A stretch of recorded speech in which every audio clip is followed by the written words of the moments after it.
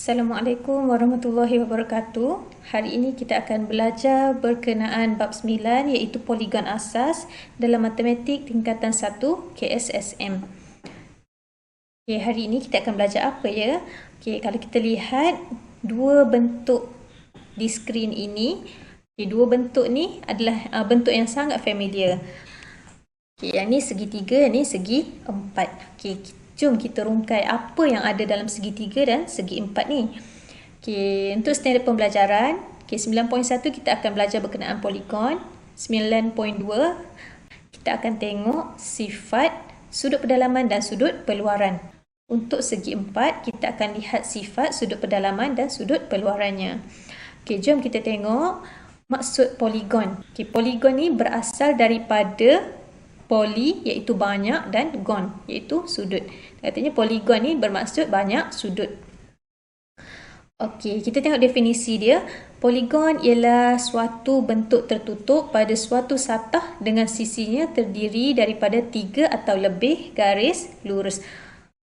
Kalau kita lihat gambar dekat sebelah ni, gambar sebelah ni merupakan gambar di salah sebuah masjid yang terdiri daripada pelbagai bentuk poligon. Kalau kita tengok dekat sini, poligon sebenarnya dia memberi sumbangan kepada kesenian dan warisan. Jom kita tengok apa poligon yang akan kita belajar pada hari ini. Dia ada 8 jenis lah kat sini. Poligon yang pertama iaitu segitiga. Segitiga ni dia ada 3 sisi. Sisi yang pertama, kedua dan ketiga, dan dia mempunyai 3 sudut. 1, 2, 3. Seterusnya sisi 4, dia ada 4 sisi lah. Bilangan sisi ni menggambarkan apa nama poligon tu. Kalau bilangan sisi dia 5, kita tahulah dia adalah pentagon. Kalau bilangan sisi dia adalah 6, dia adalah hexagon. Teacher ambil tips daripada Secong. Dia kata macam mana kita nak ingat hexagon ni dia ada 6 sisi. Hexagon dia ada huruf S. S ni kita boleh ingat 6. 6 ni bahasa Inggeris dia adalah 6. Jadi kita ingatlah hexagon ni 6, dia ada 6 bucu dan 6 sisi. Seterusnya heptagon. Heptagon dia ada 7 sisi. Dia sama macam hexagon tadi. Cara nak ingat dia, kita ambil yang T ni. T ni refer kepada 7. Gitu. Next. Poligon yang mempunyai 8 sisi, dia dipanggil oktagon. Oktagon ni kita ingat Ogos. Kalau kita ingat Oktober, takut jadi 10 pula. Jadi bilangan sisi oktagon kita ingat Ogos. Next, nonagon. Nonagon dia ada 9 sisi.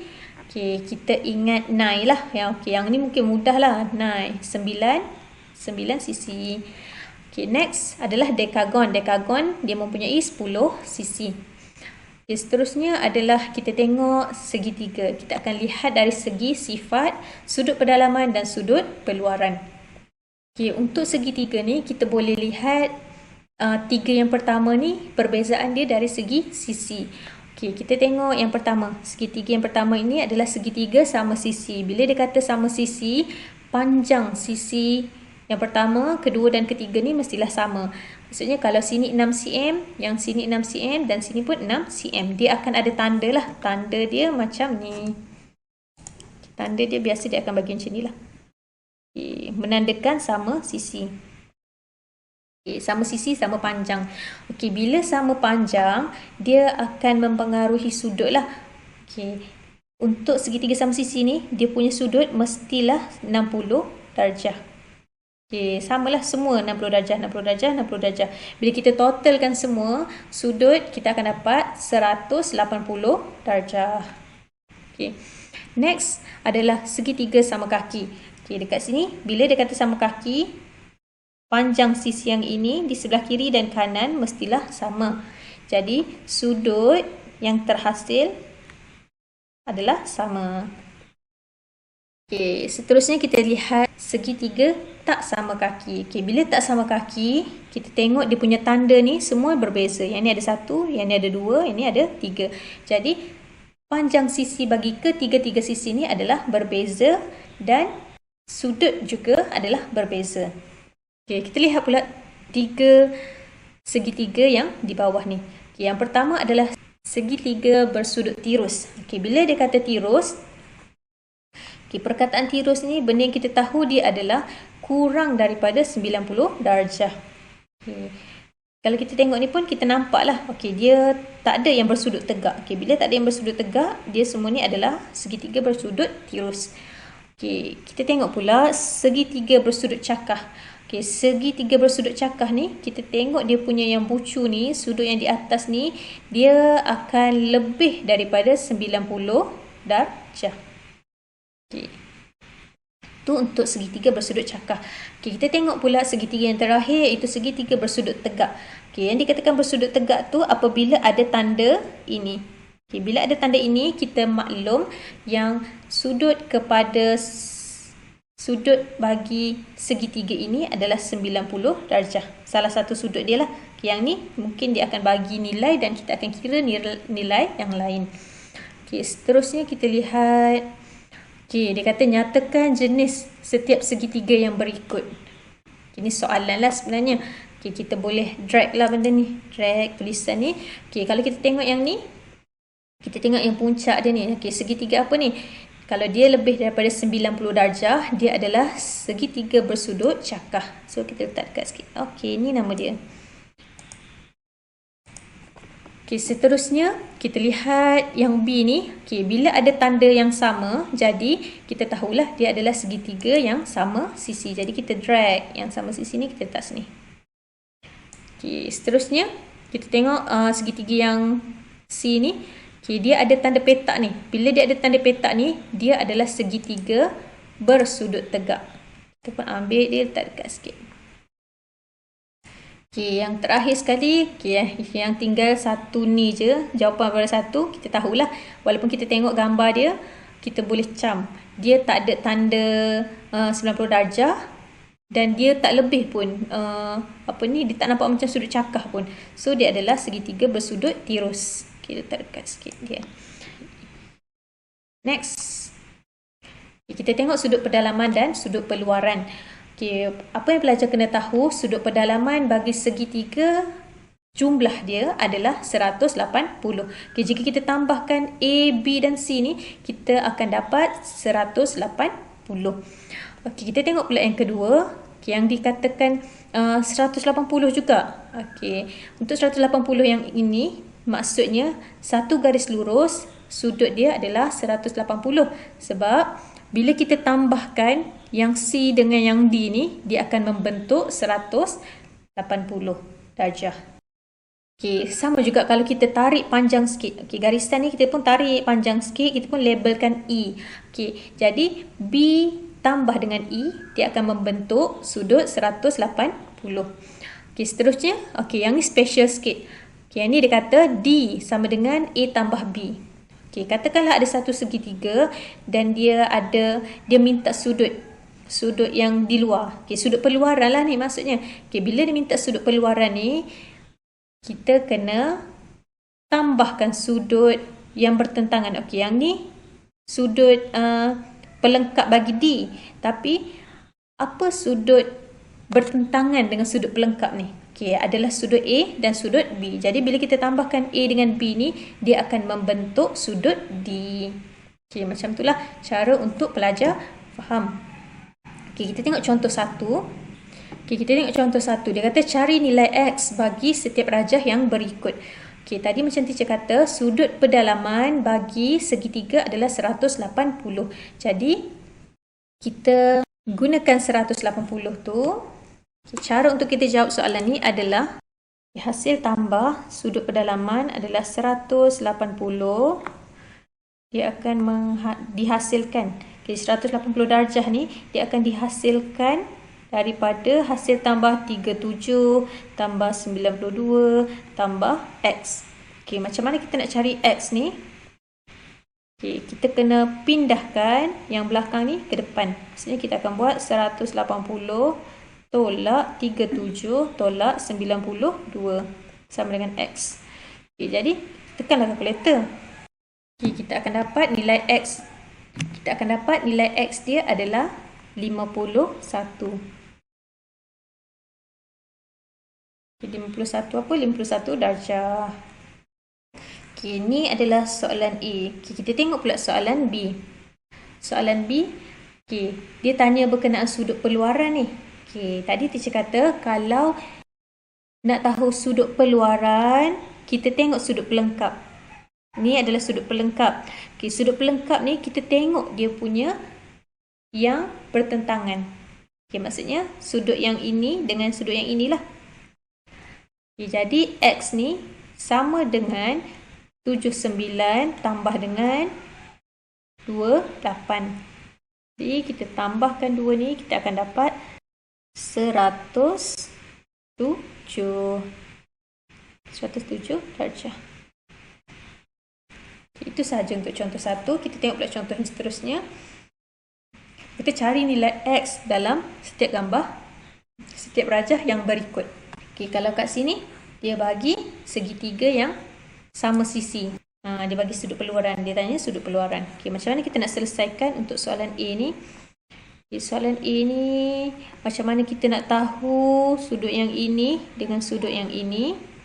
Okey, kita buat 180 tolak dengan 66 dulu. Okey, untuk kita tahu jumlah dua ni. Jadi 180 tolak dengan 66, kita akan dapat 114. Okey, 114 ni kita kena bahagikan dengan 2 untuk kita dapat sudut yang ke bawah ni lah. Okay, jadi 114 bahagi 2, kita akan dapat 57. Okay, 57 ni baru satu sudut. Okay, sini 57 lah kat sini. Okay, macam mana kita nak cari X dia? Okay, kita buatlah. Tadi kita kata garis lurus ni dia mempunyai sudut 180. Jadi 180 tolakkan dengan 57.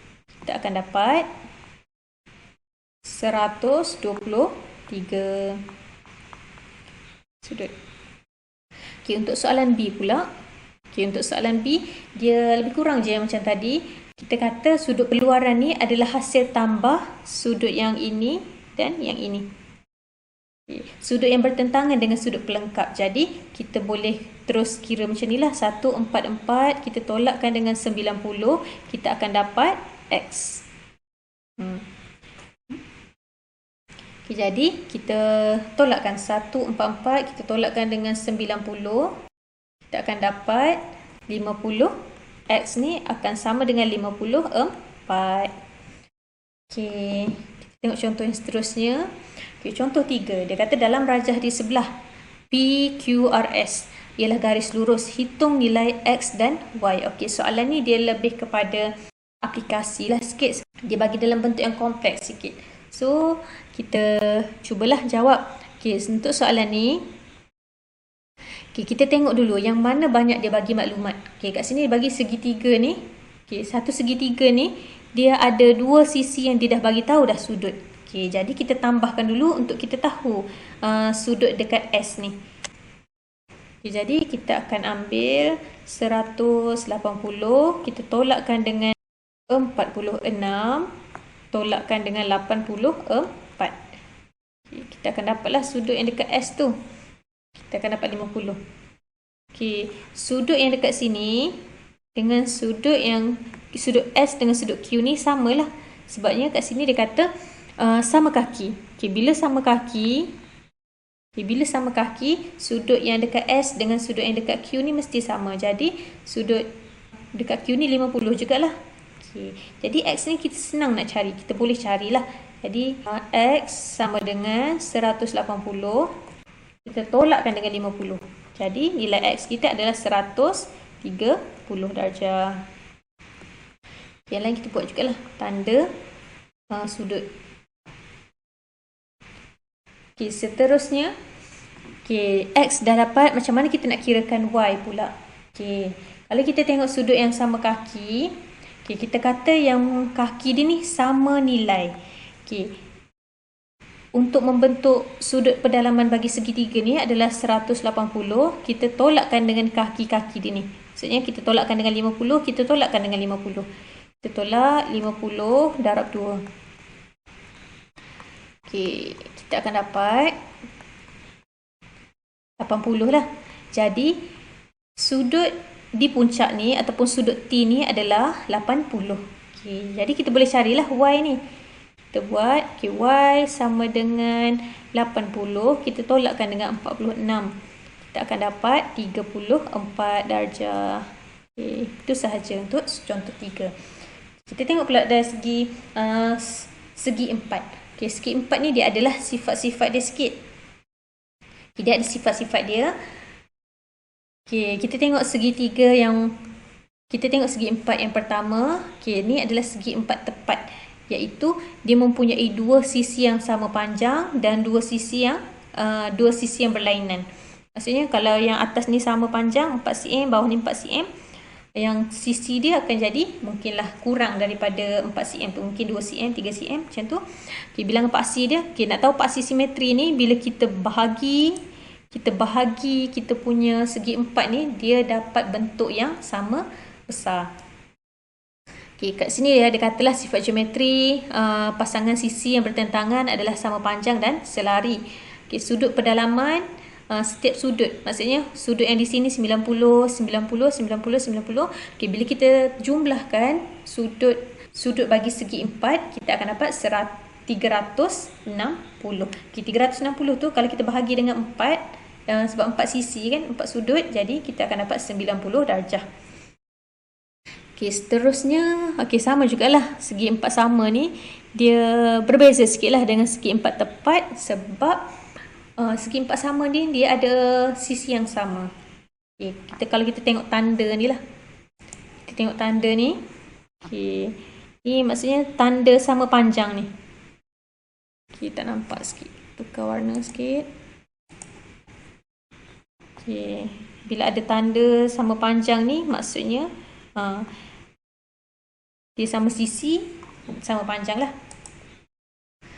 Okay, kita tengoklah ciri-ciri dia sikit. Semua sisi adalah sama panjang. Pasangan sisi yang bertentangan adalah selari. Selari lah ni. Yang atas sama dengan bawah, yang kiri sama dengan kanan. Okay, semua sudut pedalaman. Okay, setiap sudut dalam segi 4 sama ni di 90 darjah. Sebab kalau awak tengok pun, dia ada tanda petak ni. Tanda petak ni maksudnya 90 darjah lah. Okay, lepas tu dia kata perpenjuru adalah sama panjang dan membahagi dua serenjang antara satu sama lain. Okay, next kita tengok segi 4 selari. Okay, segi 4 selari dia tiada ke apa ni? Okay, segi 4 selari ni dia tak ada paksi simetri lah. Sebabnya kalau kita belah dua, dia akan dapat saiz yang berbeza semua. Okay, kita boleh tengoklah pasangan sisi yang bertentangan adalah sama panjang dan selari. Okay, kalau kita tengok garisan yang atas dengan bawah ni, dia sama panjang. Okay, sudut bertentangan dia mesti sama. Okay, sudut yang ini, yang contohnya kita labelkan dia A. Sudut A, B ni sama, sudut C dengan D ni sama. Okay. Seterusnya kita tengok rhombus. Okay, rhombus ni dia ala-ala segi 4 selari. Cumanya dia sama konsep macam segi 4 sama, tapi dia jenis sengit sikit. Okay, hak ni pun sama jugalah, sebab dia kata sudut pertentangan ni mesti sama. Kalau yang ni 90 tak logik. Okay, kalau yang ini 120, bertentangan dia mestilah 120. Okay, hak ni berbeza lah. Ni mungkinlah bawah kurang daripada 90, mungkin 80, 70. Yang ni pun akan sama lah, 70 atau 80. Okay, seterusnya trapezium. Okay, trapezium ni dia tak adalah paksi simetri, dia hanya ada satu pasangan sisi bertentangan yang selari. Okay, macam ni bentuk trapezium. Dia sisi dia sama ada yang atas atau bawah ataupun kiri dan kanan yang selari. Okay, itu sahaja dia punya sifat geometri. Okay, kita tengok lelayang pula. Okay, lelayang ni dia hanya ada satu paksi simetri. Okay, bila kita lipat dua ni, dia akan bertemu di bucu-bucu yang samalah. Kalau kita lipat dua ni, bucu yang ni akan jatuh pada bucu yang ini. Sebab tu dikatakan satu simetri sahaja, satu paksi simetri. Kalau kita lipat daripada atas ke bawah ni, dia tak jadi, dia tak sama panjang lah, dia akan jadi bentuk yang berbeza. Okay, kita tengok pula dua pasang dia punya penerangan. Kita tengok pula dia punya penerangan, dua pasang sisi bersebelahan adalah sama panjang. Okay, kalau kita tengok kat sini, dua pasang, maksudnya yang ni sepasang sama panjang. Okey, yang ni pun sepasang sama panjang. Okay, dua pasang sisi bersebelahan adalah sama panjang. Dia mempunyai sepasang sudut pertentangan yang sama. Maksudnya kalau kat sini 120, yang sini pun akan jadi 120 lah. Yang itulah maksud kepada ayat ni. Satu daripada perpenjuru membahagi dua sama seranjang bagi perpenjuru yang lain. Okay, sudut ni di kiri dan kanan ni bila kita temukan dia, okay, bila dia bersilang dengan paksi simetri ni, dia akan membentuk sudut 90 darjah.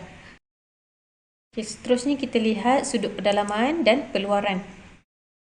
Okay, sudut pedalaman dan peluaran ni dia ada kaitan lah. Macam tadi segitiga, sudut pedalaman bagi segitiga adalah 180 darjah. Okay, untuk sudut pedalaman bagi segi empat adalah 360 darjah. Okay, kalau kita tengok yang bawah ni, C tambah E ni, okay, sudut peluaran lah ni. Sudut peluaran, sudut pelengkap bagi C ni adalah E. Okay, bila kita tambahkan C dengan E ni, dia akan membentuk 180 darjah. Okay, kita lihat pula segi empat selari. Okay, kita tengok pula segi empat selari. Okay, kalau kita tengok kat sini, macam dia kata tadi dalam ulasan sifat geometri dia kata sudut pertentangan ni mesti sama. Jadi sudut S mesti sama dengan sudut Q, manakala sudut P akan sama dengan sudut R. Okay, kita tengok contoh 4.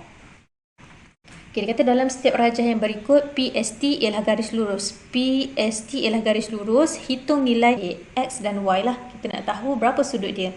Okay, kat sini maklumat dia, kita boleh kira lah yang X ni sebab dia bagi 100 bahagian yang sudut peluaran ni. Okay, jumlah sudut bagi garis lurus PST ni adalah 180. Jadi untuk dapatkan X ni, kita tolakkan je lah. Okay, 180 ni adalah hasil tambah daripada 100 dan X. Okay, untuk kita dapatkan X sahaja, kita buat 180 tolak 100, kita akan dapat nilai X adalah 80 darjah. Okay. Buat sikit tanda sudut dia. Okay. Kita dah dapat dah nilai X. Okay, macam mana kita nak cari nilai Y? Okay. Tadi kita kata dalam sudut pedalaman bagi segi 4 ataupun sisi 4 adalah 360.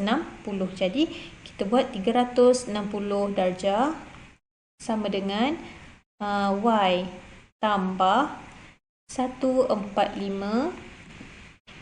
darjah tambah 52 darjah tambah X. Okay, nilai X tadi kita dapat 80. Jadi kita totalkan dulu semua. Ini kita dapat 360 darjah 2770 tambah Y. Okay, untuk dapatkan nilai Y sahaja, kita kena tolak lah. Yang 277 ni kita pergi ke depan. 360 darjah tolak 277 darjah, kita akan dapat Y sama dengan 83 darjah. Okay. Selesai untuk soalan A. Untuk soalan B pula. Okay, untuk soalan B, okay, disebabkan ni adalah segi 4 selari, jadi kita tahulah yang ni 42. So yang nilai X ni adalah 42 juga. Okay, kita tak perlu kira lah, kita cuma perlu tahu dia punya konsep. Okay, bila sudut yang selari ni, bila dia bertentangan, sudut yang bertentangan dia adalah sama. Jadi kalau sini 42, yang sini pun akan jadi 42. Okey, untuk dapatkan nilai Y. Okey, Y ni dia akan tambah dengan X dan akan membentuk 180. Jadi X kita dah ada nilai 42. 180. Jadi kita punya nilai Y ni adalah Y sama dengan 180 darjah tolak dengan 42 darjah. Kita akan dapat 138 darjah. Okay, itu saja. Macam itulah cara dia. Okay. Next question. Kita tengok contoh yang kelima ni. Okay, dia bagi kat sini. Okay, yang ni dalam bentuk kompleks sikit lah. Dia gabungkan antara segi 3 dan segi 4. Okay, dalam rajah di atas, PQRU ialah sebuah segi empat sama. Maksudnya dia sama sisi lah ni. Sisi yang ni sama dengan ni, yang ni sama dengan yang ni dengan yang ni. Okay, dia kata dan QRSV ialah sebuah segi empat selari. Okay, kita dah tahulah sudut yang ini akan sama dengan sudut yang kat sini. Okay, lepas tu dia kata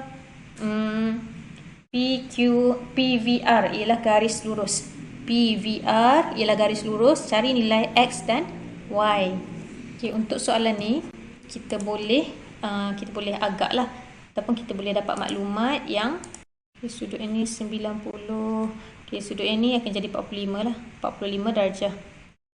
Sebab dia bahagi dua kan. So, untuk soalan ini kita tahulah sudut yang bertentangan dalam segi empat selari ni adalah 72. Okay. Okay, sudut bagi yang ini adalah 90 darjah, betul tak? Okay, sudut 90 darjah. Jadi, untuk kita dapatkan sudut yang tirus ni, kita akan buat 90 darjah tolak dengan 72 darjah. Okay, kita akan dapat 18 darjah lah kat sini, 18. Okay, sudut yang kat sini kita tahu tak? Kita tahulah 45. Okay, 45 kita tambahkan dengan 18, kita akan dapat sudut yang Y ni. Okay, Y kita akan dapat, kita gunakan total segitiga 180 darjah tolakkan dengan 18 darjah tolakkan dengan 45 darjah. Okay, bila kita tolakkan semua, kita akan dapat 117 darjah. Okay, maksudnya Y ni adalah 117 darjah. Okay, macam mana pula untuk kita dapatkan X ni? Okay, disebabkan PVR ni adalah garis lurus, jadi untuk dapatkan sudut pelengkap ni, kita kena tolakkan 180 dengan Y ni. Jadi kita pun buat 180 tolakkan dengan Y. Okay, Y tadi kita dapat 180, kita tolakkan dengan 117, kita akan dapat 63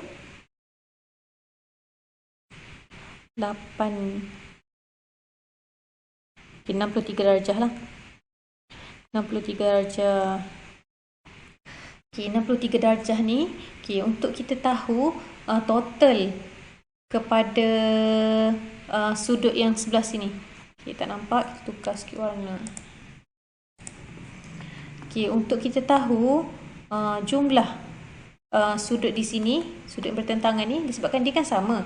So, 360 kita tolakkan dengan 72, kita tolakkan dengan 72. Lepas tu kita bahagikan dengan 2 untuk kita tahu sudut yang dekat sini dengan sini.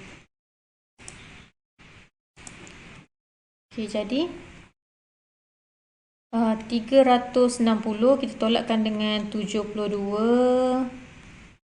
tolak 72, kita bahagikan dengan 2.